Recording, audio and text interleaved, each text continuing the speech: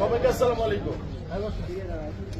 একটু আগে আমি ওই একটা কথা নিয়ে একটা সম্মেলন হলো, আর আমার কিছু মনের কথার জন্য আমি পার্সোনাল ভাবে আপনাদের সামনে, তোমাদের সামনে আমি হাজির হয়েছি। একটু আগে আমি বললাম যে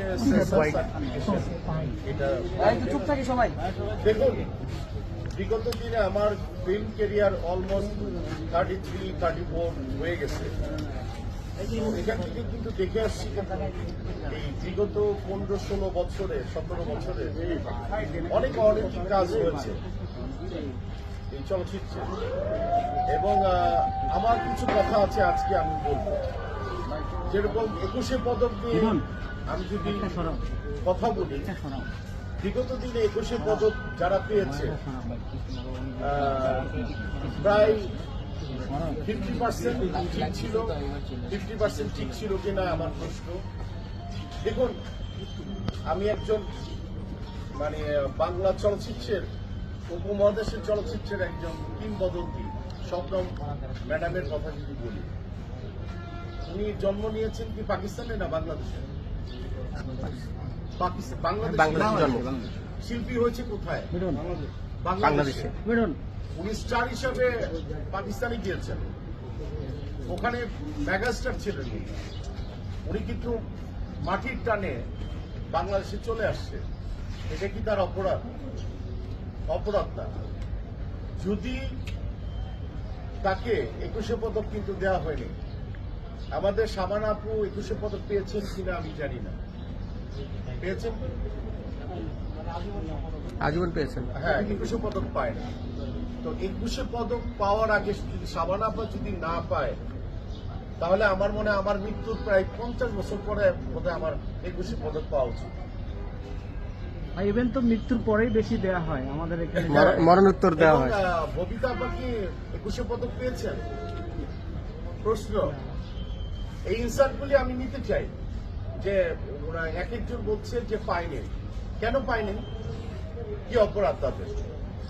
ভিন্ন মতাবলম্বী কাজ যদি কেউ যদি করে থাকে, আমার একটা চয়েস থাকতেই পারে। আমি মোহামেডানের সাপোর্টার, কেউ আফগানি সাপোর্টার, কেউ অন্য দলকে সাপোর্ট করবে, এটা হতেই পারে। কিন্তু চলচ্চিত্রের দিকে যদি আপনারা যদি তাকান, তার মেধা, তার চলচ্চিত্রের বয়স, তার প্রজ্ঞাপন সবকিছু মিলেই তো তাকে দাম দিবেন, নাকি দাম দিবেন না? একটা স্টার যখন তৈরি হয়, সে কি নামাজ পড়ে কি পড়ে না, তার কয়টা ওয়াইফ, কয়টা তার মায়ের সাথে কি সম্পর্ক, বাবার সাথে কি সম্পর্ক, তার কনজুগাল লাইফ কি অবস্থা, এগুলি কি দেখে দর্শক? অবশ্যই দেখে না। একজন দেখে একজন স্টারকে। তো সেইটাই যদি বিচার হয়, তাহলে এরা কিন্তু কখনোই কিন্তু ন্যাশনাল কি বলে 21শে পদক কিন্তু পায়নি। যাদেরকে পেয়েছে তারাও আমার সিনিয়র, অনেকটা কারেক্ট আছে। আবার একসময় আমি চিন্তা করেছি যে আমি নাম বলবো না, আপনারা গেস করবেন কি করবেন না, এটা আপনাদের একান্তই ব্যক্তিগত ব্যাপার। চলচ্চিত্রে কাজ করেছেন, মিডিয়াতে উনি, টেলিভিশনে উনি স্টার সুপারস্টার। হ্যাঁ, আমি কোনো ইঙ্গিত করে কাউকে কথা বলবো না, নামও মেনশন করবো না, সবাই আমার সিনিয়র। তাকে 21শে পদক দেওয়া হয়েছে, কিন্তু শাবানা আপুকে দেওয়া হয়নি, ববিতা আপাকে দেওয়া হয়নি, তারপরে শবনম ম্যাডামকে দেওয়া হয় না। তার অপরাধ, সে পাকিস্তানের ছিল বিদায়, এটা তার অপরাধ। তো এই বিষয়গুলি আমাদের চোখের সামনে কিন্তু হয়েছে, আমার চোখের সামনেই হয়েছে। দেখুন, আমি বিক্ষিপ্তভাবে কিছু কথা বলবো, আপনারা সেটা আমার মনের কথাগুলি আজকে বলবো। আমি বিচারও দিচ্ছি না কারো, আমার আদালতও নাই, কোনো কিছুই নেই। আমি একজন শিল্পী হিসাবে আপনাদের ক্যামেরার সামনে আজকে আমি কিছু কথা বলবো।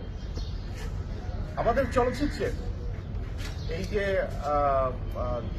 আজকে অনুদানের কথা বলেন, মৌসুমী যখন ইনু সাহেব মন্ত্রী ছিলেন, উনি এখন কারাবন্দী, ওনার টাইমে অনুদানের জন্য আমি মৌসুমী আমরা একটা জমা দিয়েছিলাম। আমাদেরকে বলা হয়েছিল যে 2 থেকে 3 মধ্যেই কিন্তু আমাদের এই স্ক্রিপ্টটা অবস্থান করবে। তখন আমি যদি ভুল না করি 10টা ছবিকে অনুদান দেওয়া হয়েছিল। একটা সময় গিয়ে আমরা জানতে পারি যে 10 তো দূরের কথা 12-র মধ্যেও নাই মৌসুমীর ইয়েটা, কিন্তু মৌসুমী কিন্তু এদেশের জাতীয় কবি কাজী নজরুল ইসলামের উপরে কিন্তু মেহেন্দিকার বানিয়েছেন। পাওয়া উচিত ছিল, আমার স্ত্রী বলে কথা না, পাওয়া উচিত ছিল। আমার যদি সে যদি বন্ধু হতো পাওয়া উচিত। আমি প্রশংসা করি, আপনি যদি আমার প্রশংসার সূত্রপাত করেন তাহলে আমি বলবো আমার চেয়ে আমার যারা সিনিয়র জুনিয়র যারা হিরো স্টার হিরো আছে সবাই আমার চেয়ে ভালো। আমি আমি সবাইকেই প্রশংসা করছি। আজকে এই মুক্ত বাংলাদেশে মুক্ত এফডিসিতে যখনই মুক্ত এফডিসিটাকে বলবো তখন কিন্তু প্রায় অলমোস্ট 80 to 90% শিল্পী পরিচালক অনেক অনেক জায়গায় তাদের সিল পড়ে গেছে, অনেকভাবে সিল ছাড়া কিন্তু কেউই নাই। কিন্তু আমার মনে হয় যে কয়েকদিন আগে আমার ব্লগে একটা কথা আমি বলেছিলাম যে আমি ছেড়েছিলাম, আপনারা দেখেছেন কিনা জানি না, একটা ছবির বিষয়। তুমি বোধহয় বলছিলা, বলো তো প্রশ্নটা, বলো তো কি প্রশ্নটা? প্রশ্নটা ছিল যে মৌসুমী আপার একটা ছবি যেমন তারেক রহমানের সাথে স্টিল ছবি এর আগেও আর কি সেটা সামাজিক যোগাযোগ মাধ্যমে এসেছিল এবং সেটা নিয়ে হয়তো বা তাকে অনেক কিছু সইতে হয়েছে যেটা আমরা জানি না বা সাধারণ মানুষ জানে না, আপনি জানেন বা মৌসুমী আপা সেটা ফেস করেছে। এই বিষয়টা কি ছিল, আমরা আপনার পরিবারের উপর কোনো প্রভাব? আসলে very long time ago Manna ভাই তখন জীবিত ছিলেন, আল্লাহ তাকে জান্নাত নসিব করুন। ওই ছবিটার মধ্যে কিন্তু এক সাইডে ববিতা আপা ছিলেন আর হচ্ছে এক সাইডে কিন্তু মান্না ভাই ছিলেন। উনি আমার সিনিয়র প্লাস আমার বন্ধু বান্ধব। দেন জুবাইদা ম্যাডাম এবং তারেক সাহেব একটা জায়গায় কবুতর উঠাবে, মৌসুমী ওখানে ছিলেন।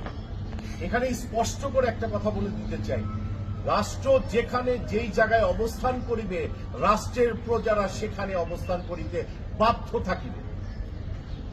আমি নারায়ণগঞ্জে বিতর্কিত একজন ব্যক্তি বেনজি সাহেবের, উনি র্যাবের প্রধান ছিলেন।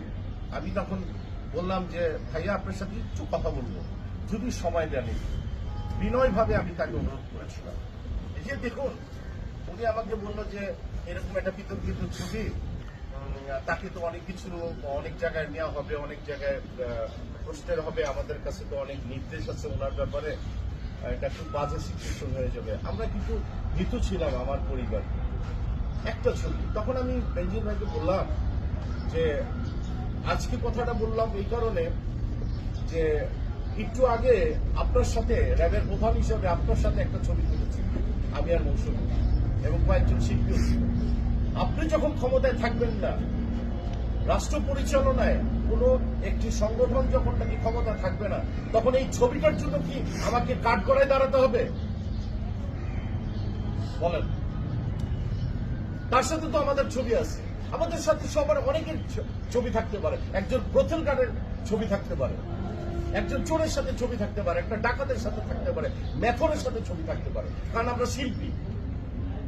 আমাদেরকে কিন্তু ভোট করে কোনো লাভ নেই, আমাদেরকে চেনার মতো কোনো ক্ষমতা নেই, কারণ আমরা হয়ে যাই অহংকারী, ঠিক না?